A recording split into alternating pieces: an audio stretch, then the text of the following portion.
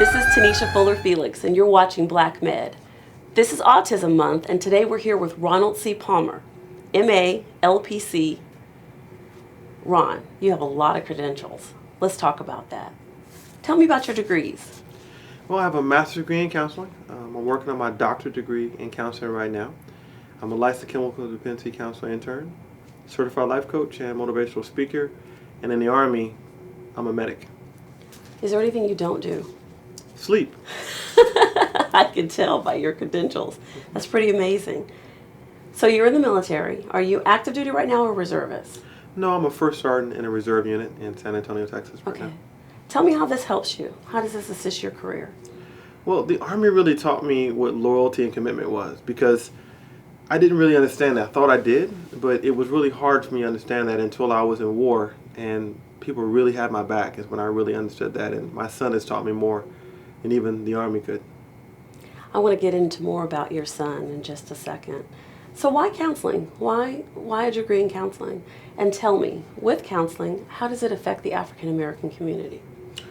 Why counseling? I think counseling was almost an accident. People have always come to me, and when they needed something, they've always come to me. I was always a counselor. I just made it official when I got my degrees.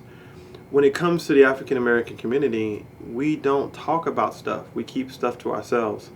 And I think that was okay back in the day when my parents were growing up, when everybody lived on the same street and everybody was taking care of each other. But in this day and age, when everybody is all over the place, we need to have a place where we can talk to people without there being any judgment. And so counseling is really important for the African American community, in my opinion. I'm glad you brought that up because many of our viewers are asking themselves that very question. I was raised the same way. What happens in my house stays in my house. Right. So how do you break that stigma when you're welcoming someone into the office? Because I want to get on that couch right there myself. I got it. It's the reason why I became a life coach. So I became a life coach for the African American community because I realized that they may not come to counseling, but they'll come for a life coach. How you break that stigma is, if I wanted to be a mechanic, then I know that I'm going to talk to other mechanics to be the best mechanic I can be. If you want to be the best you that you can be, then you need to be in a place where you know what you are yesterday, where you are today, where you are tomorrow. And that's why counseling works. Excellent, excellent. So I understand you have a new adventure ahead of you, and I'm told it's called the Starlight Autism Center. What is that? The Starlight Autism Center is a couple phases. Phase 1 is just an autism center because there's not enough autism centers out there. And that's going to be a place for ABA therapy, regular therapy, occupational therapy for people that are dealing with autism, especially children, and can get help. The last phase of the center is for a place for them to live. Because when I found out when I was working at the homeless shelter in San Antonio, is that a lot of these people, they age out of the system and they end up homeless. Okay. I want a place for them to live, grow, and I want people that are high functioning autism to take care of the ones that are lower functioning. So a community helping a community. Absolutely. Amazing. Is that replicated anywhere? No. We're going to be the first of its kind, and I plan on it being all over the country when we're at the end of it. What inspired you to create something so amazing? Believe it or not, there's the Haven for Hope is a homeless shelter here in San Antonio. But Haven for Hope is more than just a homeless shelter. It's a community. They have a campus. They have a men's dorm, a women's dorm. I saw the things they were doing, and I recognized, since my son is in the autism spectrum, that we needed the same thing for our community, but nobody's ever done it. And when you're recreating something or doing something, you don't have to start from scratch, but you do have to start. Okay. You also want your own counseling center. Will that be housed in the same location? It will be. I've recognized, especially with the counseling that I do, dealing with somebody with severe autism, traditional talk therapy doesn't work. But the people that really need the therapy are the family members. Anytime you're dealing with somebody with a disability, it takes a toll on the family. The divorce rate is I think it's about 84% now for people with severe autism. Wow. And it's because it's so hard, and then we feel guilty about it being hard because it's our child. But, it's a lot to deal with at once. 84% is pretty high. Right now, a viewer is just saying, you've answered a question for me, you've solved a problem for me, so that's great information. What's your idea behind the Starlight Campus? My son is the one who inspired me. I was on a wait list after wait list after wait list for trying to get him help for ABA therapy. For example, most insurances don't cover ABA therapy.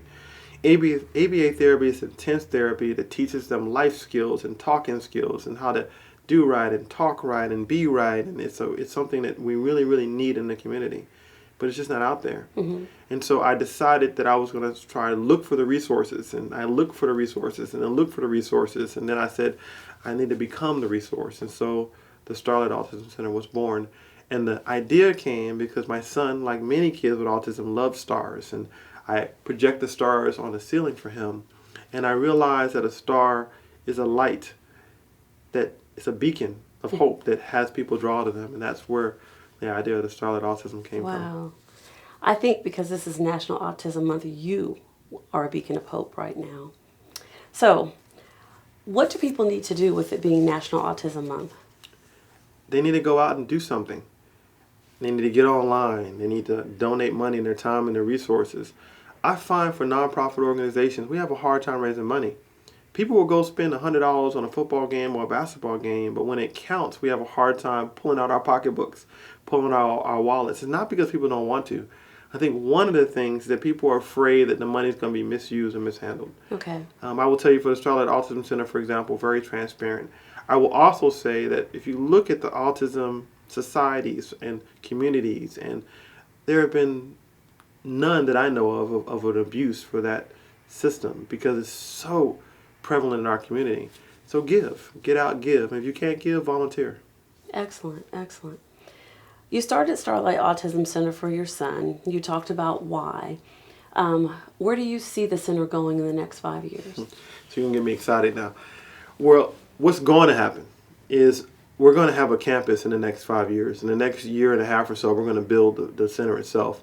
And in the next 5 years, we'll have a campus with a male dorm and a female dorm and a family dorm and a place of ministry in the middle. We'll have a place for counseling for people. And we'll have scholarship programs for the kids in the autism spectrum. The dream that's going to happen is I want a so-called normal kid to drive by the Starlight campus and go, man, I wish I had autism. Because it shouldn't be something that we hide under a bushel. It should be something that we shine. These kids, these people with autism, they can't lie because that's who they are. They're the best workers. They don't give up. They pursue. They're the hardest workers you're ever going to hire. So it's not hiring them because they have a disability or bringing them in the community because we feel sorry for them. It's doing it because they're the best people for the job. That's amazing. That's amazing. How has this changed your life? Well, I'll first say it's my son. When he was 2 years old, my son had a severe seizure because he's epileptic and he has autism as well. And when he went through all these situations and drama, he came back home and he didn't cry, he didn't freak out, he had no fear. I recognized then that there was something different about him. When I was around other kids with autism, I saw the love that these kids have for everybody. It changed my life because I realized what matters. Mm-hmm. Because in the military, I've had the privilege and honor of seeing people at their last moments of life. No one ever says, I wish I would have had a bigger car, or I wish I would have made more money. We all say, I wish I would have loved my son more. I wish I would have told my wife I love him. And these children in this community love with everything in them. My son doesn't see race or color or creed. He just sees love. And he's taught me how to love in ways I never thought I could. Now, we can't cry during this interview, so that's beautiful. How is autism prevalent in the African American community, or is it? We don't know. And the reason why I say we don't know is because we as African Americans don't come to counseling, and nor do we really get diagnoses. I don't know about you, but I grew up in Goose Creek, South Carolina. All right, and what that means is I'm a little bit country, but we don't come to get help. I've had people in my family who had conditions, and we just say, that's just how Uncle Lou is, or that's just how such and such is, and we just take care of it. Mm-hmm.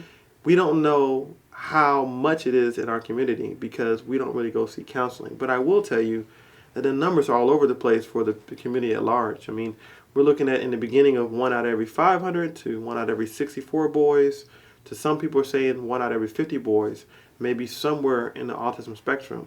And so even if it's at 1 out of every 500, that's a very big number if you're going to talk about everyone in the United States. Absolutely. It's very high. Okay. What can others do to get information about autism? The great thing about the community is that we're really united and there's no competition. If you go online and look up autism and type in your city, Autism San Antonio, Autism California, you're going to pull up a lot of resources. If you're local and you're here in San Antonio, you can look at Any Baby Can. There's a lot of resources out there. You know, in Black Book, it has a lot of different resources of the doctors and the people in the community that can help you. It's a really great resource that Vista Products has. And so you've got to get out there and look. Just like for anything else, take the time to do the research, and you'll find ways that you can help, volunteer, or donate your time or your money. Excellent. Ron, you've given us so much information and so much hope, so much inspiration. This has been a great time. Thank you so much. Thank you. You're watching Black Med. We're here with Ron Palmer, LPC, motivational speaker, life coach, you name it, he does it all. This is Autism Month, so we want you to all get out there, get engaged, get involved. This is Tanisha Fuller with Black Med, where we connect you to resources that affect your life.